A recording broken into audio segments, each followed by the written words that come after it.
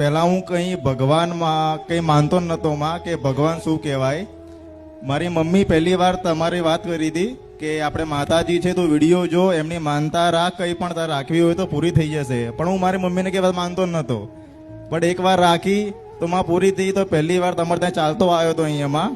અને પહેલા હું માંસ મટન મચ્છી બધું ખાતો હતો માં. અને અત્યારે છે ને માં હું એ બધું જ બંધ કરી દીધું છે. મને ખાલી ભગવાન ના સિવાય મને કંઈ બીજું આવડતું નથી માં. અત્યારે માં રામ રામ જ કરું ડેલીમાં. સવારે બાઇક લઈને નીકળું ને માં તો રામ રામ રામ બોલતો બોલતો નોકરી જાઉં માં. પછી ત્યાંથી પાછો નીકળું માં તો પાછો રામ રામ બોલતો બોલતો ઘરે આવું માં.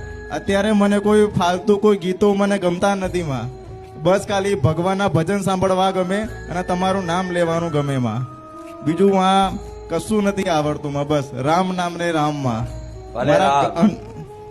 પેલા નાસ્તિક જેવા હતા માં મારા જો નાસ્તિક તો કદાચ કોઈ હશે, કદાચ કોઈ હશે એવું લાગતું માં. કેમ કે હું ભગવાને મંદિરમાં જાઉં ને માં તો ખાલી ખાલી આમ ઉભો રહો સીધો, કઈ હાથ બાથ કઈ ના જોડું માં. અને એવું? અત્યારે તો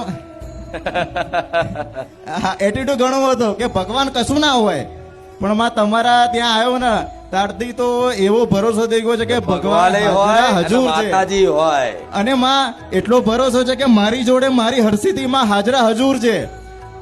ભલે. હું ગમે ત્યાં જાઉં તો મારી માં મારી જોડે છે.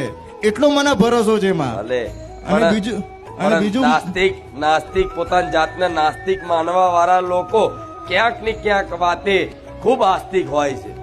પણ એમના જીવનમાં એ પ્રત્યક્ષ પ્રમાણ માંગતા હોય કે મને કઈક અનુભવ થાય ને તો હું માનું, હું દુનિયા કેમ ના માનું. પણ જ્યારે પોતાના વાસ્તવિક અનુભવ થાય કોઈ શક્તિનો, ત્યારે એક જ પ્રમાણે એના જીવનમાં કાફી હોય છે.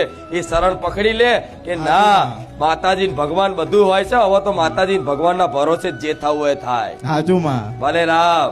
રામ માં રામ ખૂબ મારી આશીર્વાદ.